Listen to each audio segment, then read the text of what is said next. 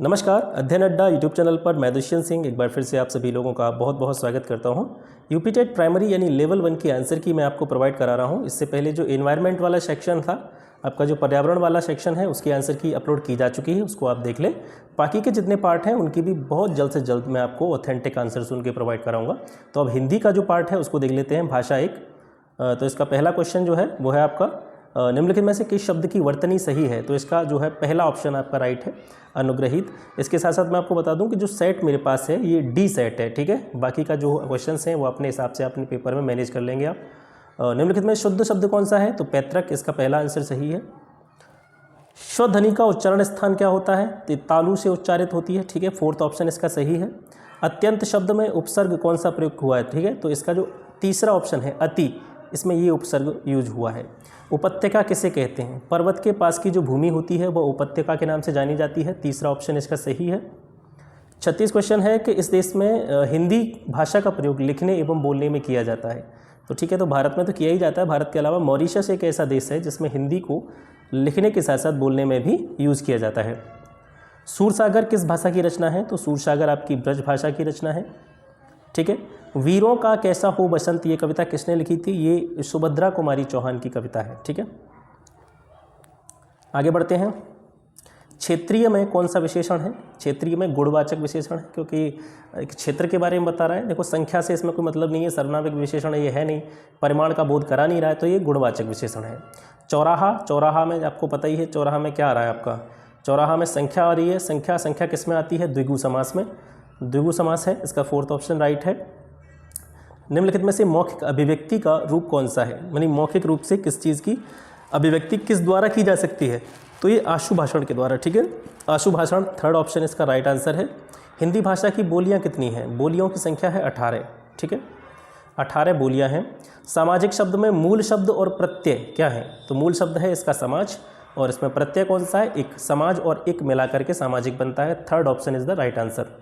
तद्भव पत्रिका के संपादक का नाम क्या है, इसके संपादक कौन थे, अखिलेश इसके संपादक थे, तीसरा ऑप्शन इसका राइट आंसर है। 12 बरस लो कुकर जीवे और 13 लो जिए सियार, यह पंक्ति किसके द्वारा रचित है, तो ये जगनिक के द्वारा रचित पंक्ति है, ठीक है, third option is the right answer. अब ये पैराग्राफ वाले क्वेश्चंस को देख लेते हैं। घुमक्कड़ शब्द में कौन सा प्रत्यय है, घुमक्कड़, इसके पीछे आ रहा है आपका अक्कड़, तो सेकंड ऑप्शन इसका राइट आंसर है। महावीर स्वामी का जन्म कहाँ हुआ था, भैया वैशाली में हुआ था। स्वच्छंद में कौन सी संधि है, स्वच्छंद में आपकी व्यंजन संधि है, third option is the right answer. Mahatma Buddha ने जब बुद्धत्व प्राप्त किया था, ज्ञान प्राप्त किया था, तब उनकी अवस्था कितनी थी, कितनी एज थी, तो 35 वर्ष की आयु में उन्होंने ज्ञान प्राप्त किया था, ठीक है। श्रुति धर्म का क्या अर्थ है, श्रुति धर्म का संबंध है आपका वैदिक धर्म से, ठीक है, थर्ड ऑप्शन इसका सही है।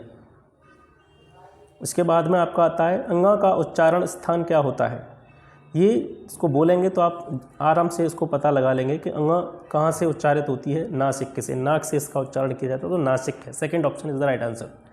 4 गज मलमल कौन सा विशेषण है, 4 गज, 4 गज देख लीजिए क्या बता रहा है, 4 गज, 4 गज बता रहा है परिमाण, ठीक है, परिमाण बोधक। संख्यावाचक इसको इसलिए नहीं कह सकते कि गज को जो है हम संख्या से डिनोट नहीं करते हैं, ठीक है, ये कैसा है, इसको हम गिन नहीं सकते हैं, तो इसलिए ये परिमाणवाचक है, परिमाण का बोध करा रहा है, ठीक है।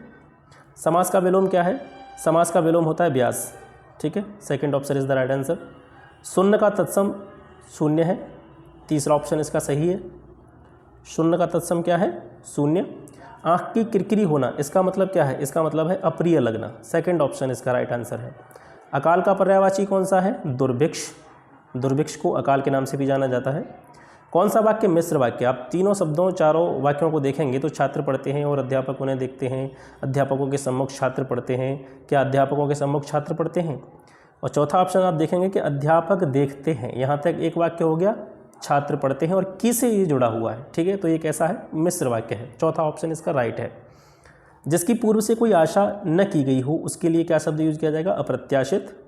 मुझसे उठा नहीं गया, मुझसे उठा नहीं गया, ये कौन सा वाच्य है, ये भाववाच्य है, ठीक है, भाववाच्य है। निष्कपट शब्द का संधि विच्छेद करेंगे तो नेह प्लस कपट, यानी सेकंड ऑप्शन विसर्ग संधि इसका राइट आंसर है, ठीक है। तो ये हो गए हिंदी के आंसर्स, अपने सारे आंसर्स मिलाइए, 100% ऑथेंटिक आंसर्स हैं ये। इसको इसलिए टाइम मुझे लग रहा है वीडियो अपलोड करने में, क्योंकि मैं बहुत ही सोच समझ के इसके आंसर जो है मैंने सर्च किए हैं। और काफ़ी शुद्धता के साथ मैं आपको ये चीज़ें बता रहा हूँ। तो बाकी के जितने भी सेक्शन हैं आपके, जैसे CDP रह गया है अभी, इसके अलावा आपका इंग्लिश वाला सेक्शन रह गया, इनको भी मैं जल्दी से अपलोड करूँगा। बाकी अपने आंसर मिला लें और कमेंट सेक्शन में अपने नंबर कमेंट करें। तो मिलते हैं आपसे नेक्स्ट वीडियो में, तब तक के लिए नमस्कार, जय हिंद।